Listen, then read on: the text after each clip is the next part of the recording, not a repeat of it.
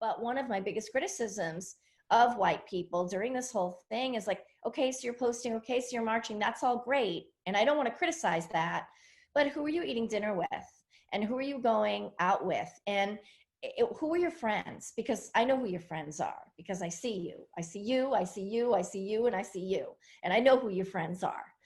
But again, I don't want to call people out because that's not productive. But it is a really valid point. There's not, who are your friends is my question to people that I have not asked. I have not asked that to my white friends. But that's in the healthcare industry too. They're posting blackout posts. They're talking about, oh, Black Lives Matter. They're sending emails asking us, what about Juneteenth and all of that? But then when we bring it up at the nurses station, you got an issue and we call it in the HR. You got to pick a struggle. You got to pick I know. Well, I think it's for us and then but don't talk about it. It's the same thing. It's a lot of people that I know that the only post that I see on their page is that Blackout Tuesday post. Sis, that was months ago. Like what you want to say. There's more work that needs to be done. The work is not as simple as 8 weeks of protests and Instagram. I know. We have to work every day. We have to be uncomfortable. And that's the thing. I feel like a lot of the issues like we're talking about now are issues that as Black folks we've always been talking about, right? Like there's this meme on Twitter, like Black folks are all like now like per my last email ... Like we literally have been talking about this, right? But I'm hoping in this moment, right? Like I feel like we're at an inflection point, and it pains me that it had to take basically this global pandemic where like the social contract, especially in this country, between our leadership and the people has totally been broken, right? Like no one's taking care of us, right? We're basically fending for ourselves. And I think everyone, not just Black people probably felt like that before, but I think everyone is feeling like that right now. And then to see a Black man murdered so violently and just horrifically on video by this police officer, right? To see that, I think that really shook a lot of people that haven't been shook before. And so I think that, I'm glad that we're having this conversation. I hope that this momentum keeps on for a while, because I also feel like this is an opportunity for Black folks to speak up. It's almost like we have permission now. We've been saying it, but now like we actually have the permission to speak up, because we're like, see, this is what we've been saying all this time. And I think that it goes as far as the whole, like, okay, for instance, when we hear them on the news saying, oh yeah, Black people are getting COVID-19 more and they're more affected by COVID-19. But pause, when nurses were getting COVID-19, you said nurses were getting COVID-19, but then all of a sudden when Black people are, you don't say essential workers, you say Black people. You know what I mean? Like, no, we're getting more sick because we're essential workers. It's the same thing as how we talk about, when they talked about how Black people were getting more sick, it wasn't like, oh, these are the reasons why they're getting more sick. It was no, because of their dietary restrictions. No. Right. We really need to stop acting like fried chicken has different nutrition than pasta. It's the same. Like, we are 12% of the population. If we're the only ones eating unhealthy, then Taco Bell and KFC would not even be in business. So we need to stop acting like that's something that we could just keep walking over. The health disparities in this country are now, it's a disease. It is killing people. So we need to stop walking over and pretend like it doesn't exist to make everyone comfortable. So don't say, oh yeah, Black people are more at risk because of their diet. No. It's not just diet. It's not just anything. It is systemic oppression and racism in this country that is killing Black people daily, period. Yeah. Let's talk about nutrition in hospitals, shall we? Some other time, but let's address that at some point. Yes. Yeah. Yes, and that's serious, because we don't talk about that. We don't talk about that. When you have a young woman who says, I want to talk about my diet or I want to be vegan, it's shushed off, So all those things matter as well, as far as how people are treated, how they're listened to. And I think this is a perfect segue into the conversation about how us as Black people feel when we do not have providers that look like us. I know for me, when I went to the GYN, I never felt comfortable until I went to a GYN office where there were people that looked like me. But I think also, even when I had the white nurse practitioner see me, just having that Black woman on that staff made me feel better. And to me, it changed their open-mindedness to how they treated me.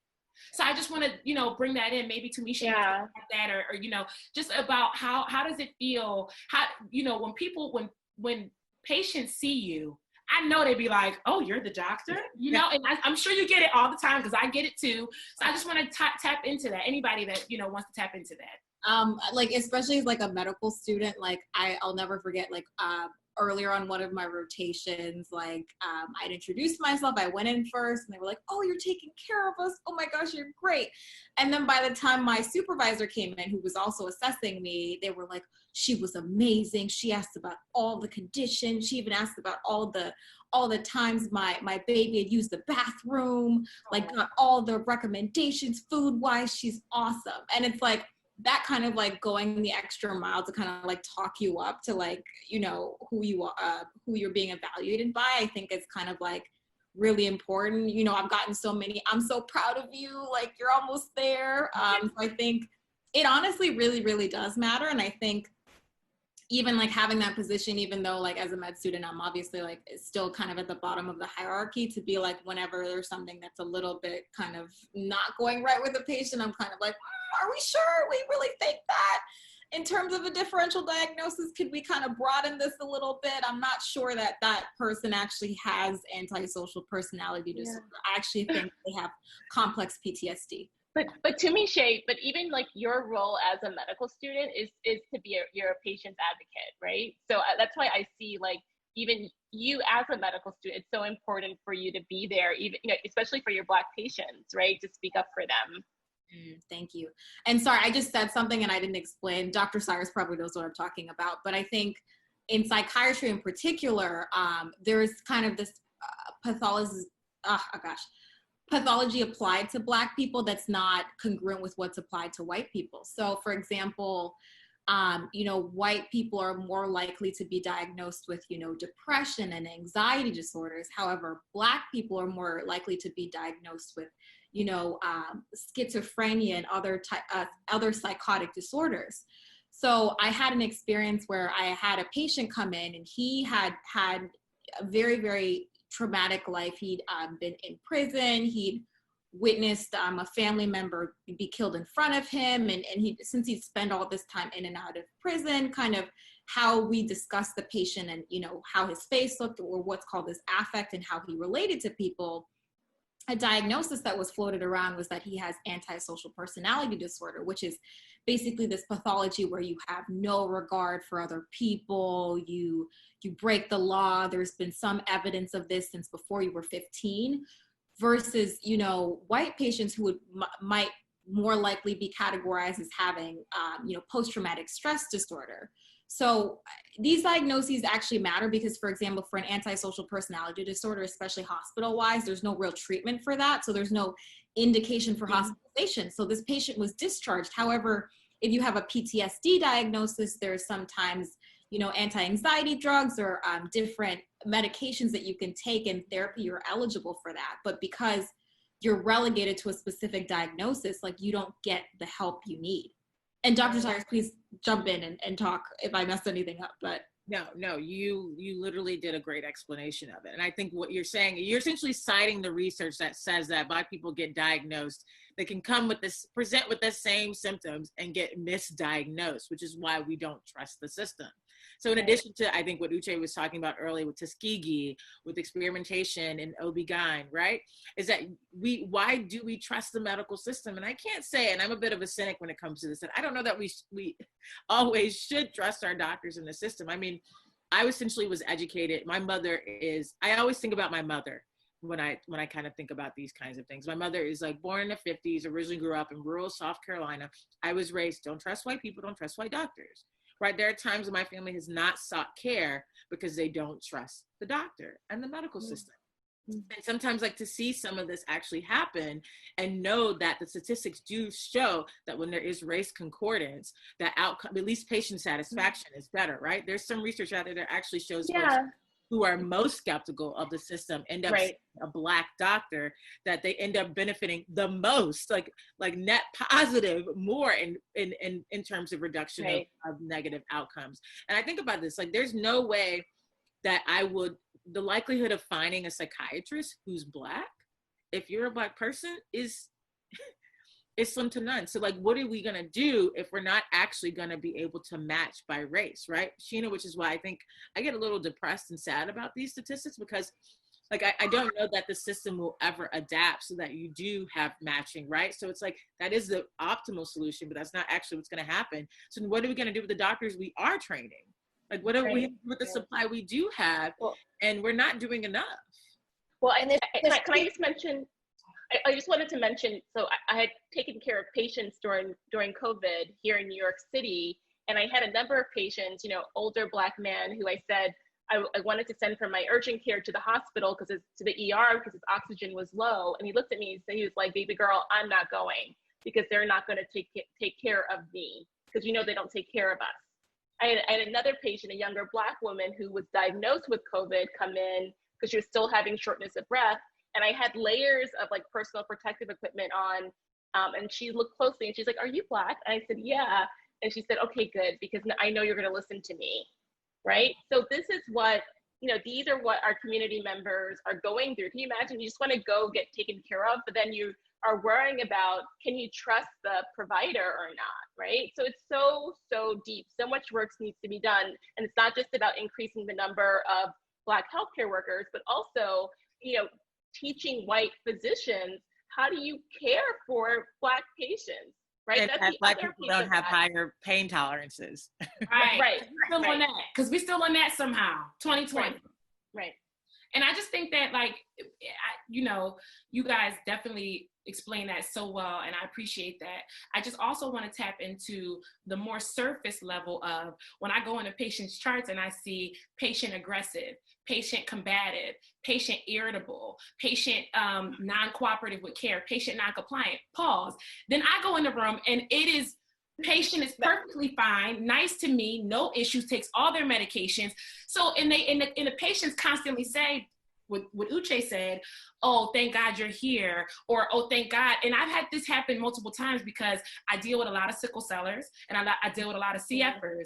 Hand in hand, way too different treatment. And sorry, cystic fibrosis patients are primarily young white people, and sickle cell patients are primarily young Black people. And there's a huge difference on how the two populations are treated. Complete two different illnesses, not saying that they're similar, but just in the sense of how people are treated. And I actually took care of one of the million Black CFers, and that's very uncommon.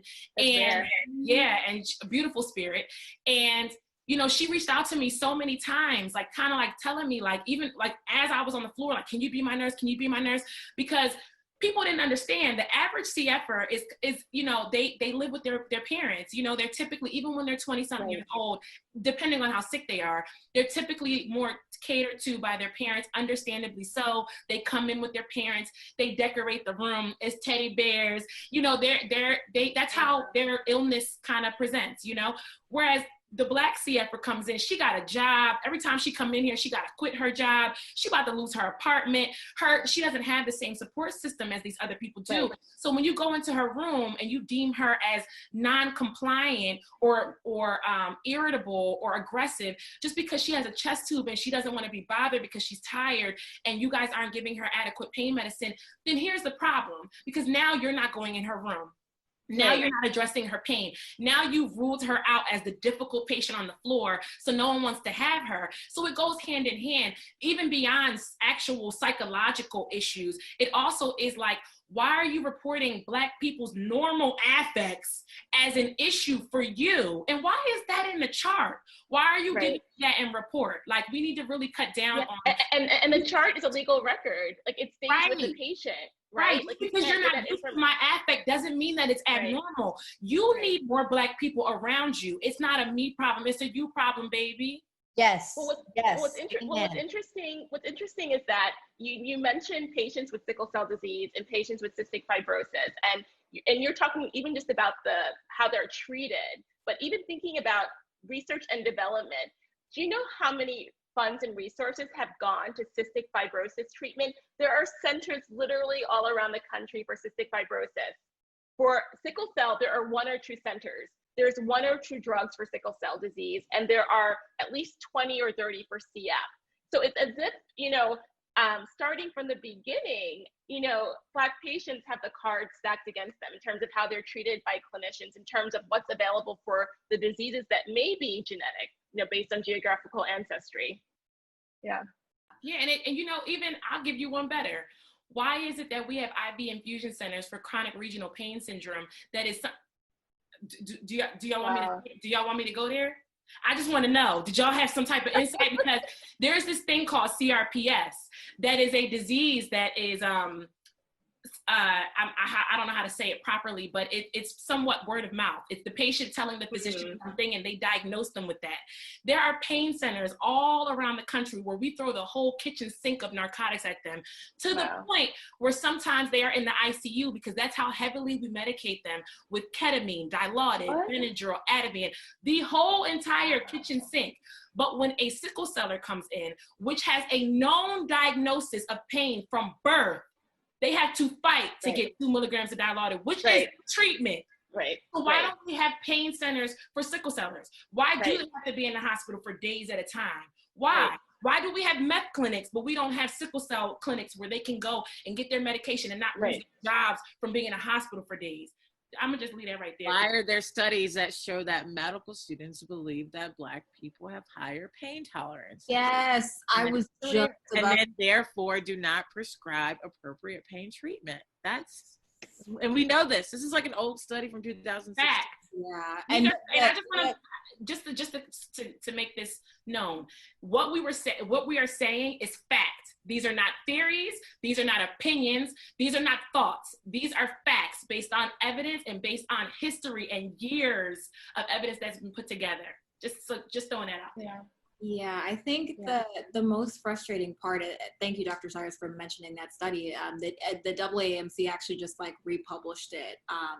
You know, you hear a lot of times that, oh, you know, it's just the older doctors that have practiced XYZ thing. And it's like, okay, who are the older doctors going away and not training the newer doctors? Like, is there a new system that's coming in to like stop these ideologies from being passed down? But no, a lot of even like medical education as it stands is very hierarchical and traditional, and a lot of it hasn't changed. So you can't expect, you know, systemic change to happen if you just keep teaching people the same thing.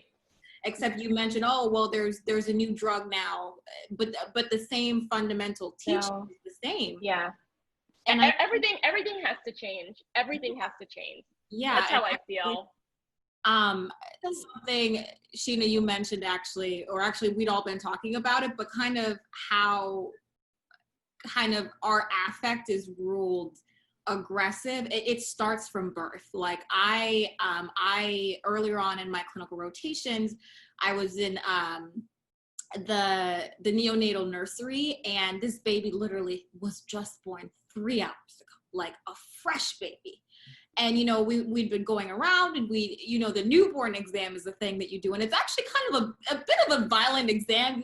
You're trying to check if the hips are dislocated. So you're pushing them, you're pulling them. So long story short, the babies are not really going to be happy, especially if they were sleeping already, but you really do need to check to make sure there's no like hip issues.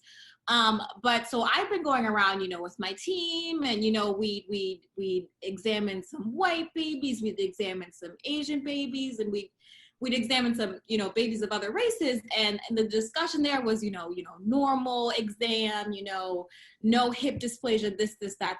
But the second we got to a Black baby who had literally been born 3 hours ago, all of a sudden the discussion was that the baby was irritable.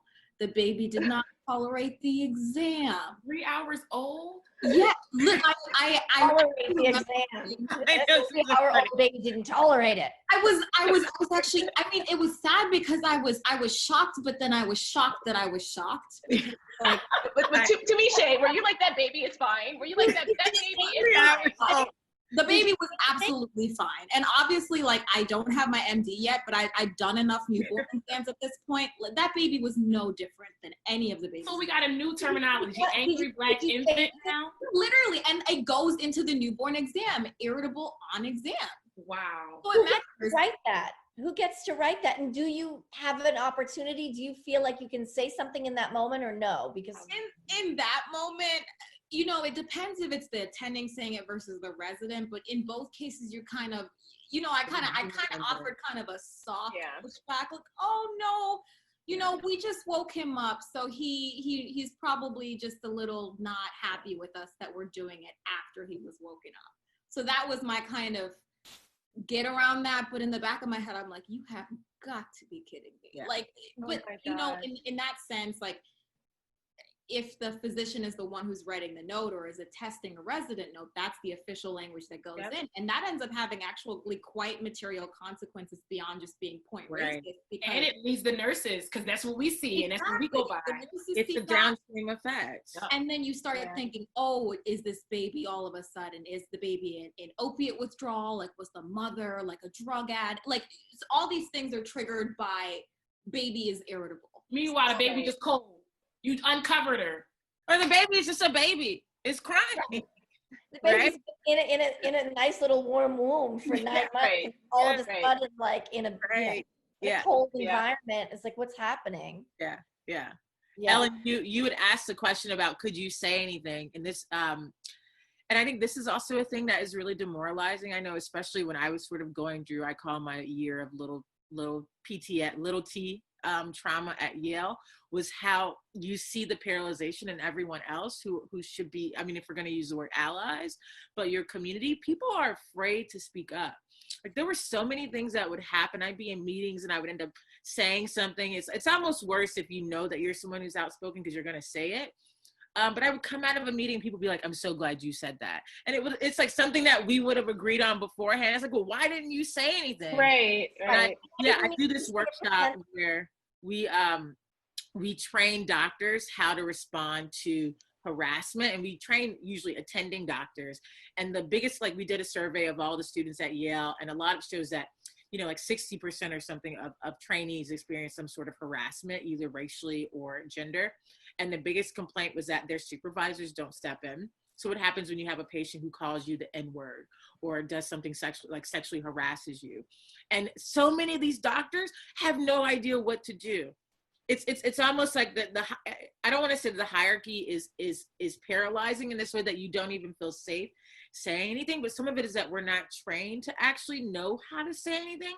But I can't tell you enough, like, how there's not a culture of speaking up.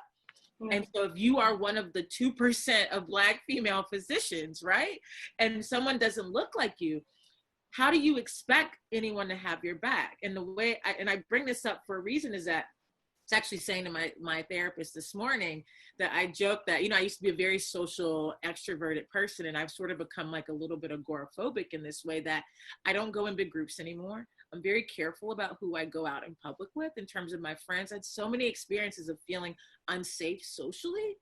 And so it's all connected in this way mentally of, like, when you don't feel like anyone is going to speak up for you. And it happens so much professionally. And then now with the world the way it is socially, it's highlighted even more. But it takes its toll on you emotionally. And this is why you see rates of infant mortality and rates of death after giving birth, and cardiovascular risk of women in their 50s and 60s, right? Black women. It all impacts you in this way that I think is like an invisible toll that just kind of hits you. Well, there's a word for that, the weathering effect. There's a phenomenon that's been described where, you know, because of this chronic stress of dealing with racism, it actually has a physiological effect on gene expression, on telomeres, parts of the DNA. Like, when you look at DNA from Black people, we have aged more than a white person of the same age, like on like a molecular level, because of the stress of racism. So while race itself is a social construct and is not biological, dealing with racism and the stress of racism, you know, influences even gene expression. That's one of the reasons why it's thought that Black Americans have a higher rate of diabetes, because the stress actually affects the insulin gene, right? And so, I mean, to think about, and that can be passed on across generations. Even the high infant mortality rate is actually thought to be connected to slavery.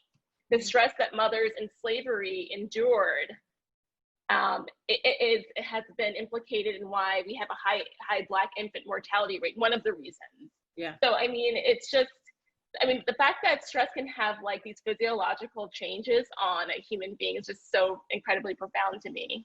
Yeah. And that we're going to look like we're getting through this journey, which sort of is like the first question I know Ellen asks, like, how do you get to the end of the journey? And it's like, we're going to get through it. You don't know that I'm like, you know, a crazy neurotic person underneath this because I have it in control, right? Until I tell you. But it's like, we're going to get through this. And in the meantime, we suffer. And it's, you know, that's, I think, the greatest challenge of I know. And I think that I think what the bigger picture is that we're also so used to having to be this way that we don't even know that it's trauma. There's so many times that I have been through something at work, and not even just like this. I've worked at multiple institutions, not just the one that I'm at, but so many times that I went through something at work and the Black nurses would say, well, you know, you can't say nothing because then they're going to write you up. You know, you can't say nothing because then they're going to find a way to fire you. Mm-hmm. You know, and you don't even realize how much trauma is in that statement. The fact that I cannot talk about someone harassing me or being abusive to me, all because of what are going to say. And it, you know, I don't know about y'all, but I had days where I had literal chest pain from how much the weight, you know, not even just like George Floyd and seeing that, but then also going into work knowing that half of you feel the same way and I have to work around you, and knowing that you're treating Black people, knowing that you don't even like us. You know what I mean? There's plenty of places in this country where people can work if they don't like Black people, but yet they still come to the inner city hospitals and run amok. What are you doing? And it just, when it comes up, we know why. They're probably, you know, less likely to be sued. You know, they probably, you know, it's just horrible, and it is heartbreaking. And I think that the people don't realize the toll that it takes on you. Like Dr. Cyrus said, you end up, because I'm a very bubbly person. Everybody that knows me sees that. I'm all over the place. I'm happy. I'm all over it. But there's times when I'm in that little cubby on the side of the unit, and they're like, are you okay? Are you okay? No. I am not okay. I'm sick of y'all. Leave me alone. You know what I mean? You have those days where you feel like you literally are in a cocoon. You cannot be yourself, because if I talk, you're going to say I'm aggressive. If I say this, it's going to bother you. If I speak up about my patient, you're going to write an email to your director. It's Karens amongst doctors and nurses. There's Karens amongst management. It doesn't stop. It's Karens that are CNAs. And one thing that I just want to make sure that we point out here is that the system works entirely too well for it to be one piece. This situation is not just doctors, it's not just nurses, it's not just CNAs, it's everyone. It's not just Black, it's not just white. Everyone is included. And the bigger picture here is that everyone wants to stand behind, I'm a good person, it doesn't apply to me. No, I'm good. I would never do that. All of us need to self-reflect. You're not a good person just because you deem yourself one. Good people actually do good things. So take a minute to self-reflect and think about, how can I be anti-racist? Even as Black people, how can I make sure that every patient is treated with the same quality of care? Period. And everyone should self-reflect that. And that doesn't matter what race, how long you've been a nurse, what you think about yourself. People clearly think whatever they want about themselves. That doesn't mean that it's actually true. Yeah. And that's back to my comment to Dr. Fawale, with which, you know, and I didn't mean to imply, you know, my question came as, you know, were you able to speak up, right? So then I had to ask myself, yeah, it's on her. Like, she's the one who's expected to speak up, because as a student, you know, in a learning environment, can you take an opportunity to say, hey, you know, can you do the teaching? You know, sorry, I'm pounding on the table. Can you take that opportunity in a teaching moment to do the teaching? And I think this is probably, you know, my biggest comment to all the Karens and all the white people who want to be allies is, this is your moment. It's not just about reading books, and it's not just about Instagram. When you see these moments happening day in and day out, minute after minute, hour after hour, please, I am begging you, no matter how uncomfortable you are, no matter how afraid you might be about retaliation, it is our obligation to speak up and to say something. So Dr. Fawale is not the one who has to say something, because Black people have enough to deal with.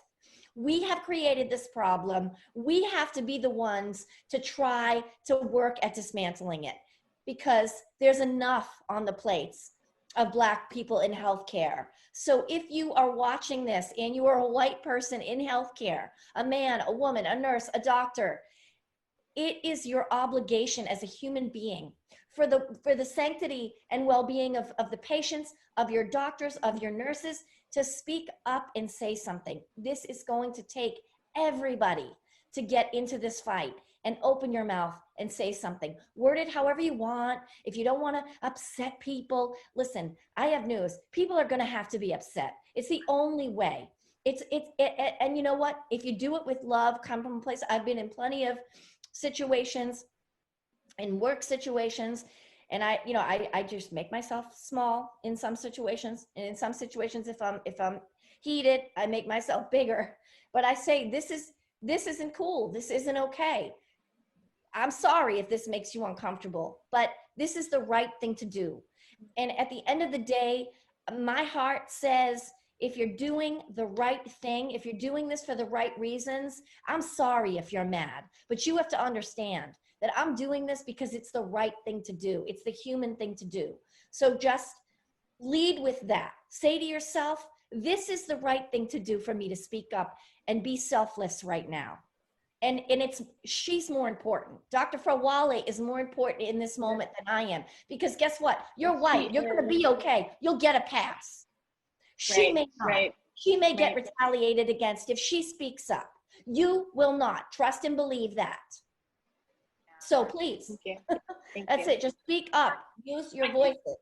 But you made a good point, is that it's about comfortability. And when it comes down to it, people are dying. So sorry if you got to get uncomfortable for a minute. Right. But I would rather this person live than you just get a little, itch that you can't scratch. Like, good. Like, okay. Like, that's not even nearly as important as these pregnant women that are going into the hospital happy as can be to come home with the baby and dying in childbirth for no apparent reason. Like, this needs to be discussed, no matter how uncomfortable it makes anyone.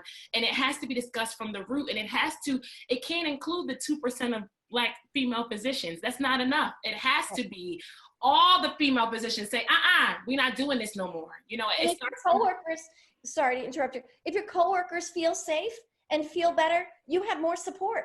You have a better team. You have a better support system around you if your coworkers aren't stressed and feeling unheard and feeling unseen. It works. It's just a win-win for everybody. Mental health 101. Yeah.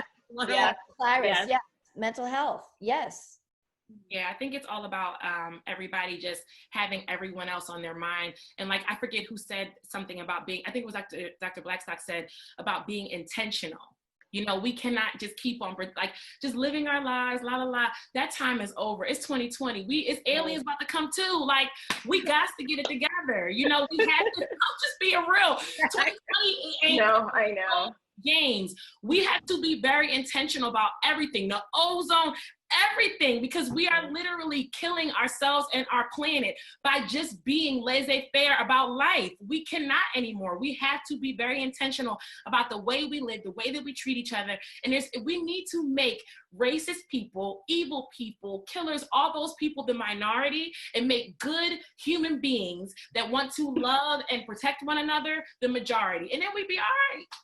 Yeah, there's a phrase I learned a couple of years ago, which is probably, I don't know if it's more popular now, but separating intent versus impact. And I think that it's so not just we have to live intentionally, but it's also being humble, because there's so many things that we don't intend to do, yet the impact is harmful, which I think goes back to like what Ellen's saying, is that if your coworkers are safe, if you are trying to reduce like the harm that you put into the universe, that's a better situation, but you also have to acknowledge when you don't intend to do something that harms other people, right? So it's not like, I use this analogy in my talks, like if you step on my foot, it's more than likely an accident that you didn't intend to step on my foot, but you stepped on my foot, it still hurts.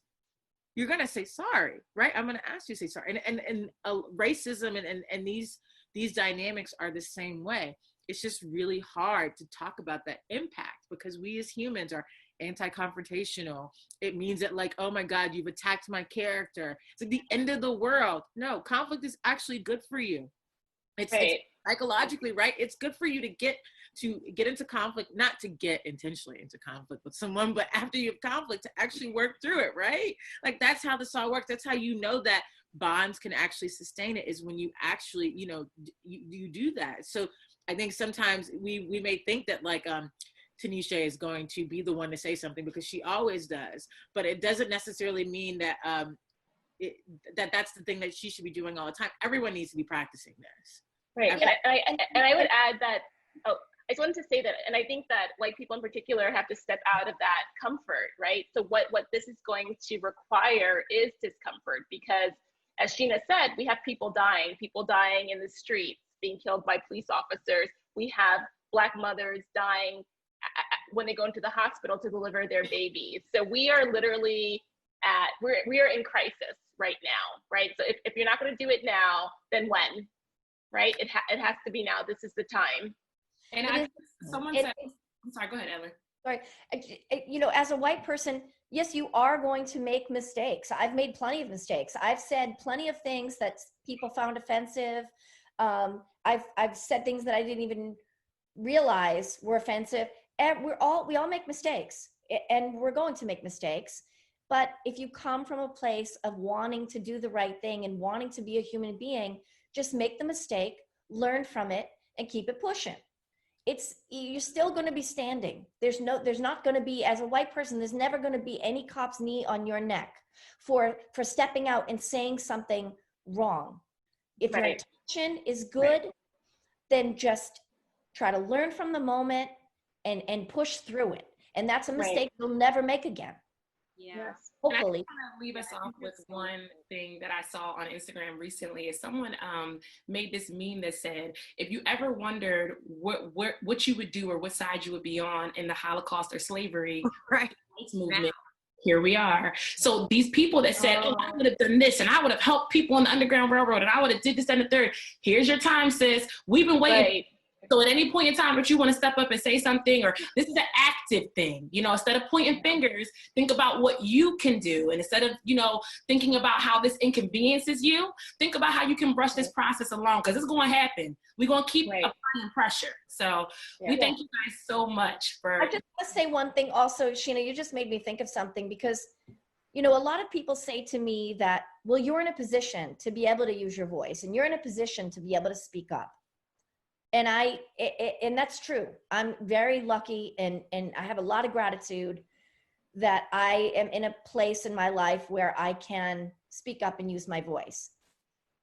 But that's not a good excuse. That's not a good enough excuse for other people who don't have as much power to speak up. Because I will tell you this, when you start speaking, because I'm 50 years old. I didn't always speak up. I didn't always use my voice. This is a process. I learned to be comfortable using my voice. And I got empowered by using my voice. So even if you think your voice doesn't matter, or you're another white medical student alongside of Dr. Fawale, and you think you can't speak up, you're gonna be so blown away by how strong and powerful you feel by taking that risk and by speaking up. And the next time you speak up, it's gonna be even easier. And so on and so on. The more you speak up, the easier it's going to get. Doesn't mean you won't mess up. You may still mess up, but you will gain confidence and strength and believe in yourself the more you do it. So I encourage you all to start speaking up for your coworkers, because like I said, it's a win-win for everybody. You will get better at it and you will be empowered more than you can imagine by doing it. Your coworkers will be blown away and so grateful. And I think that you know, that's what we all have to understand, is that we're all human. We don't expect for white people to turn around tomorrow and be educated on everything that is so-called Black. But I do think that would be nice. But it's just a principle that we just want you to care. We want you to think. We have to work beside you. Or consider us human beings, right? Like we're human. We're just like you, right? You can tell. Well, I have to say, they're not just like you. They're way smarter. This collective creator is like IQ's off the charts. So slow down with that, Dr. Blackstock. Right, like you're exempt. Like come on. But seriously, I think that we just have to remember that. Like, you know, nobody is perfect. So someone is on this panel and they feel like, oh, well, how do you do that? I'm scared to say the wrong thing. Oh my God. No. Like, no one is perfect. We don't need you to be perfect. We just need you to show that humanity and show that you do the same for you. So we appreciate you guys so much. Thank you so much for this. Thank you, Sheena. Thank you, Ellen. Dr. Fawale, Dr. Cyrus, Dr. Blackstock, thank you so much. They're all so busy. They're such busy women. Sheena, you're so busy too. And to gather all of you together and give me your time, give us your time to start these conversations is really meaningful to me. And I am in awe of all of you. And I'm really happy to meet you. And I thank you from the bottom of my heart for opening up and talking about these issues. Thank you. Thank you. Your reach will help our stories get told. So we appreciate you. Yes. This is a great work. Yes. Yeah, keep using your platform, Ellen. Yeah, and I was watching you during a talk, and there were so many times where you were like, "Oh," glad you. You can tell when people are passionate about things, so it's nice to see it. You guys, I have to go. My little ones are in the other room. Yeah, thank you. Thank you, guys. Okay, everybody. Bye-bye. All right, have a good day. Thank you. Bye. Thank you. Bye-bye.